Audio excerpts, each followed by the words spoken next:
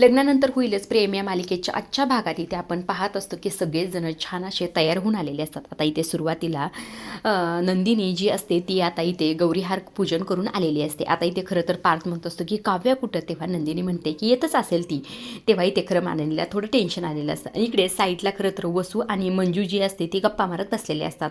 आता इकडे खरं तर तितक्यातच इथे येते ती म्हणजे रम्या आल्याबरोबर आता वसू तिच्या साईडला सरकते थोडी आणि म्हणत असते, बघ की ह्यांचा आनंद, काय आनंद तो, काय उत्साह तो, जणू काय जगात कोणी लग्नच करत नाही, ह्यांचं दुसरं लग्न आहे ना, बघ ना कसे आनंदात. तरी पण आता इकडे माननी गुरुजींना म्हणत असते काव्या येतच असेल ना थोड्या वेळात. तर आता इथे माननीचं बोलणं ऐकून वसू म्हणत असते काय काव्या लावलं, येतच असेल की, असं म्हणून खरं तर त्या वसूचं लक्ष जातं तिच्या रम्याच्या या लाल हाताकडे. आता रम्याचे इथे खरं तर लाल हात झालेले असतात. आता हे रम्याचे लाल हात पाहून वसू म्हणत असते, रम्या काव्या कुठे, काव्याला काय केलंस तू.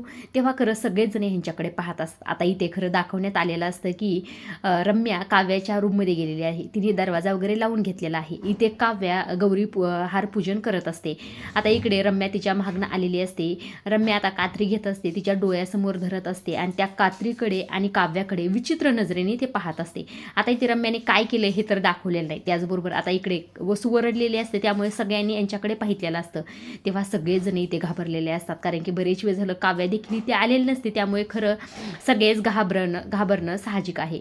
आता इथे वसूचे ते लाल हात पाहून देखील इथे सगळेजण म्हणत असतात, काव्यासोबत काय केलंस, कुठे काव्या. तेव्हा रम्या रडतच म्हणत असते, मी काही नाही केलं, मला नाही माहीत काव्या कुठे, मी काही नाही केलं, असं खरं रडतच तिचं बोलणं सुरू असतं.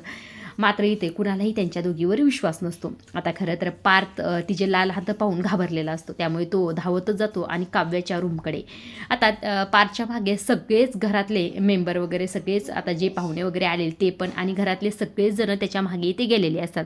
आता गेल्याबरोबर खरं पार्थ इथे दरवाजा वाजत असतो, काव्या उघडा की दरवाजा, कुठे तुम्ही, असं इथे घाबरतच म्हणत असतो. त्याचवेळी नंदिनी देखील दरवाजा वाजत असते, काव्या अगं उघडणं दरवाजा, काय झालं तुला, कुठेच तू, असं इथे नंदिनी देखील घाबरतच म्हणत असते. आता इथे सर्वजण म्हणत असतात की काय झालं असेल, असं इथे सर्वांनाच वाटत असतं. तेव्हा इथे माननी देखील घाबरलेली असते. आता इथे माननी विक्रमला म्हणत असते, काय झालं असं नो काव्याला, बरी असेल ना काव्या. तेव्हा विक्रम म्हणत असत, अरे नको काळजी करू आणि जे नाही ते संशय उगच घेऊ नकोस, काही नसेल झालं काव्याला. तेव्हा मात्र इथे सगळेच घाबरलेले असतात. खरं आता इथे पार्थला फार राग आलेला असतो आणि पार्थ इथे खरं तर रम्याकडे जातो आणि रम्याला खरं तर बोट दाखवत रागातच म्हणत असतो, काय केलंस काव्याला तू, काव्याला जर काही केलं असेल ना तू तर मी तुला सोडणार नाही, असं इथे पार्थनी म्हटल्याबरोबर इथे रम्या तर घाबरलेली असते. मात्र इकडनं तोपर्यंत दरवाजा उघडून आलेली असते ती म्हणजे काव्या. आता काव्या आल्याबरोबर म्हणत असते की काय झालं, सगळेजण इथे का जमा झाले आहेत. तेव्हा इथे नंदिनी म्हणत असते, अगं किती वेळेस आम्ही दरवाजा वाजवतो, तू उघडत का नव्हतीस. नंदिनीचं हे बोलणं ऐकून काव्या म्हणतात, मग घाबरायला काय झालं एवढं. तेव्हा पार्थ म्हणतात, इथे वसू आत्या म्हटल्या होत्या रम्याला की काव्या कुठे, आणि त्या रम्याचे लाल हात पाहून घाबरलो होतो आम्ही, त्यामुळेच तुमचा दरवाजा वाजवत होता. तेव्हा इथे काव्या म्हणते, पार्थ तुम्ही आधी शांत व्हा, मी सगळं काही सांगते काय झालं. माझ्या कुंकवाचे ते लाल हात. आता इथे सगळ्यांना कुणाला काहीच कळत नसतं, त्यामुळे ती म्हणत असते की थांबा मी सांगते तुम्हाला सगळं, असं म्हणून आता इथे काव्या जे काही झालेलं आहे ते इथे सांगत असतं. जेव्हा मी आणि नंदिनी गौरीहार पूजन करत होतो तेव्हा मला मिथुन काका बोलवायला आले होते.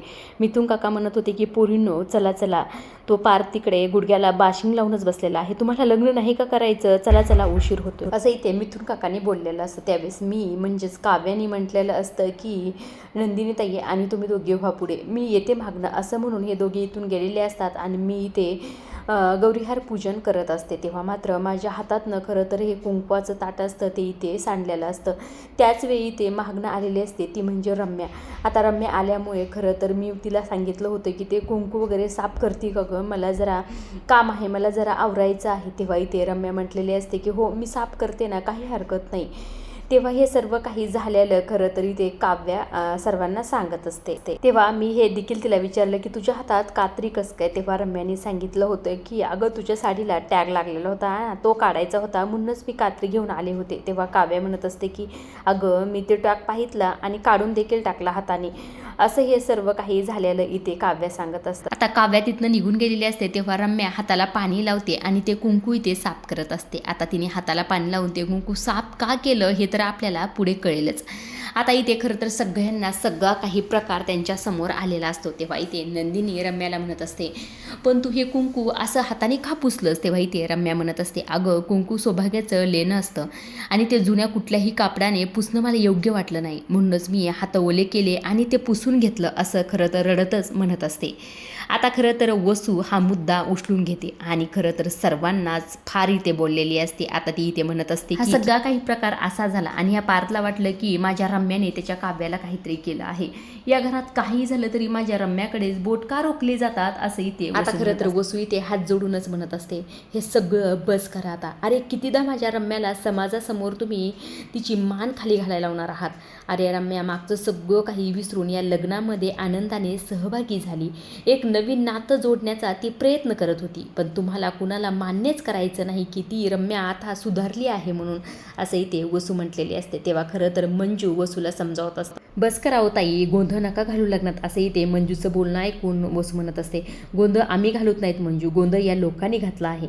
5 मिनिटं जरी काव्याला यायला रूमच्या बाहेर वेळ लागला असताना तर या पार्थने माझ्या रम्याचा जीव घेतला असता, असं इथे वसूने म्हटल्याबरोबर इथे माननी म्हणत असते, अहो वसूताई काय बोलताय तुम्ही, असं काही नसतं झालं, असं इथे माननी म्हटल्याबरोबर विक्रम देखील म्हणत असतात, वसूताई जरा शांत हो, अरे असले गैरसमज होऊ शकतात ना रे कधीतरी, असं विक्रमनी म्हटल्याबरोबर वसू म्हणत, मान्य ना मला विक्रम, गैरसमज होऊ शकतात, पण प्रत्येक वेळेलाच आमच्याच बाबतीत असं का होतं सांग ना मला तू, आमच्याच बाबतीत सगळ्यांना गैरसमज का होतात, असं इथे वसूने म्हटलेलं असतं. जर तुम्हाला असं वाटत होतं की आम्ही तुमच्या सुखाच्या आड येऊ शकतो तर तुम्ही आम्हाला सांगायला पाहिजे होतं विक्रम की या लग्नामध्ये तुम्ही येऊच नका, अरे आम्ही आलोच नसतो, असं इथे वसूने म्हटलेलं असतं. तेव्हा रम्या म्हणते, अगं आई काय बोलतेस, मात्र रम्याचा वसू एकही शब्द ऐकत नाही. आता इथे वसू परत म्हणत असते, दरवेळेला माझ्या रम्याचा आता जे काही इथे झालं जर ते तुमच्या बाबतीत कुणाच्या झालं असतं तर तुम्ही कसे रिॲक्ट झाले असतात हे सांगा आधी मला, असं इथे वसू खरं रागातच म्हणत असते. तेव्हा इथे विक्रम म्हणत असतात, काय चालले वसूताई, तेव्हा इथे वसू खरं विक्रमला म्हणत असते, मला माहिती आहे विक्रम, तुझ्या लेकी खरं तर आमची तुला काडी मात्र किंमत नाही, म्हणून आम्ही आमचा स्वाभिमान सोडलेला नाही, यापुढे तुमच्या कुठल्याही सोहळ्यात सामील होणार नाही. चल रम्या इथून निघून जाऊया आपण, त्यांना करू दे लाखात एक लग्न.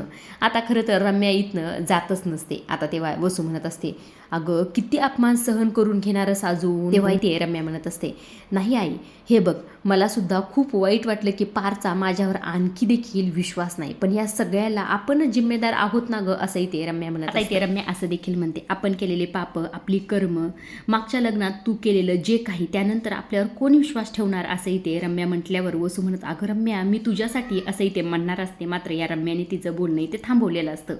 आता खरं तर ती काव्या आणि पार्थला हात जोडून माफी मागत असते, सॉरी काव्या आणि पार्थ, खरंच माझ्यामुळे हा सगळा काही गोंधळ झाला, सगळी तुमची वाट पाहत असतील, तुम्ही जाऊन सगळ्या विधी वगैरे सुरू करा, मी हात धुवून येते, असं इथे रम्या म्हटलेली असते. आता हे रम्याचं बोलणं ऐकून खरं विक्रम तिच्याकडे जातात, म्हणत असा, रम्या बाळा खरंच आमचं चुकलं, माफ करा आम्हाला, असं इथे विक्रमने म्हटलेलं असतं. तेव्हा रम्या म्हणत असते, हो ठीक आहे मामा, असं म्हणून खरं तर ती आता इथे साईडला हात धुवायला गेलेली असते. आता ती साईडला गेल्यानंतर खरं तर तिचा खरा रंग इथं दाखवलेला असतो. आता ती हाताकडे पाहते आणि हसत असते.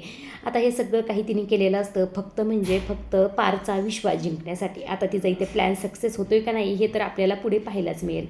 आता इकडे खरं तर नंदिनी म्हणत असते, चला जाऊया आपण सर्वजण. तेव्हा इथे काव्या म्हणत असते, बहिणाबाई तुमचा चेहरा बघा आधी, रडून रडून कसला झालाय, चल थोडं आवरून येऊया, असं म्हणून ह्या दोघी तिथनं गेलेले असतात. आता इथे माननी यूथ वगैरे सगळे गेलेले असतात. तेव्हा इथे वसू थोडंसं, नाही मी नाही येत असं म्हणत असते. तेव्हा विक्रम म्हणत असतात, अरे वसूताई बस की आता, चल ना, माफी मागितली ना एकदा, जाऊ दे ना, असं म्हणून वसूला देखील विक्रम घेऊन आलेले असतात. आता इथे सगळेजण छान असे तयार होऊन आलेले असतात. आता इथे खरं तर आपल्या काव्या आणि नंदिनी कमाल अशा दिसत असतात, दोघी देखील छान तयार होऊन आलेले असतात. आता इथे खरं तर जीवा आणि पार्थ त्या दोघीकडे एकटक लावून पाहतच असतात. आता खरं तर त्यांची नजर यांच्यावरनं इथे हटतच नसते.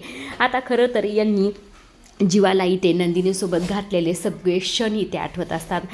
जे क्षण त्यांनी एकत्र घातले त्या सगळ्या क्षणाची इथे त्यांना दोघांना देखील इथे आठवण होत असते. आता खरं तर जीवाच्या इथे सर्व गोष्टी आठवून इथे डोळ्यात पाणी आलेलं असतं, कारण की एवढा खडतर प्रवास करून या लग्नाच्या गाठीपर्यंत पोहोचलेले असतात, त्यामुळे खरं त्याला इथे थोडं रडायला आलेलं असतं. तेव्हा इथे माननीने त्याचे डोळे पुसलेले असतात आणि त्याला घट्ट अशी मिठी मारलेली असते. त्याचबरोबर पार्थला देखील काव्यासोबत घातलेले सर्व क्षण इथे आठवत असतात, सर्व गोष्टी झालेल्या सर्व काही इथे आठवत असतं आणि तो देखील इथे इमोशनल झालेला असतात. तेव्हा त्याला देखील देखील इथे विक्रमनी समजावलेलं असतं. खरं तर हे दोघेही इशाऱ्यांनी खूप छान दिसताय तुम्ही दोघी असं इथे म्हणत असतात. तेव्हा मात्र ह्या दोघी देखील इथे लाजलेले असतात. त्याच वेळेस खरं तर चित्रा आनंद निवासमधून 3 मुलं घेऊन आलेली असते. ते मुलं खरं तर इथे मंगल अष्टक म्हणणार असतात. तेव्हा इथे खरं त्यांची ओळख करून इथे नंदिनी सर्वांना देत असते. आता सर्वजण त्यांचे छान असं इथे कौतुक करत असतात. तेव्हा इथे काव्या देखील म्हणते, तुम्ही आमच्यासाठी मंगल अष्टक म्हणणार का? येस, थँक्यू सो मच असं इथे काव्याने म्हटलेलं असतं. त्याच वेळी खरं विक्रम गुरुजींना म्हणत असतात की झाली का तयारी, यायचं का सर्वांनी असं इथे गुरुजींना विचारल्याबरोबर गुरुजी हो म्हटलेले असतात. आता गुरुजींनी हो म्हटल्याबरोबर खरं सगळ्या तयारीला इथे लागलेले असतात. आता इथे अंतरपट लागलेला असतो. इकडे जीवा आणि पार्थ उभा असतात. इकडनं आपल्या नवऱ्या मुली छान अशा तयार होऊन आलेल्या असतात.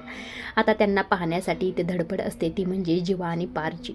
खरं तर हा त्यांचा ह्या क्षण खूप मूल्यवान असतो. या क्षणासाठी त्यांनी खूप वाट बघितलेली असते.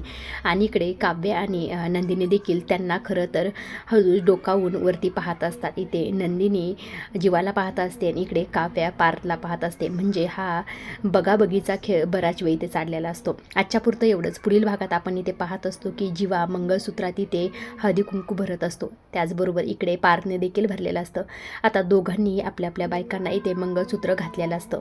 खरं तर अलगतच इथे काव्याच्या डोळ्यात पाणी आलेलं असतं. त्याचबरोबर नंदिनीच्या डोळ्यात देखील हा सगळा क्षण इथे पाहून पाणी आलेलं असतं. इथे सप्तपदी देखील पार पडलेली असते. म्हणजे सगळा असा लग्न सोहळा इथे पार पडलेला असतो. आपल्याला हा सगळा काही क्षण हा उद्या अनुभवायला मिळेल. त्यामुळे खरं उद्याचा भाग पाहिला अजिबातच विसरू नका. आणि अशा डेली मालिकेच्या अपडेट जर जाणून घ्यायला आवडत असतील तर आपल्या चॅनलला जरूर सबस्क्राईब करा. आणि तोपर्यंत पाहत राहा लग्नानंतर होईलच प्रेम. धन्यवाद.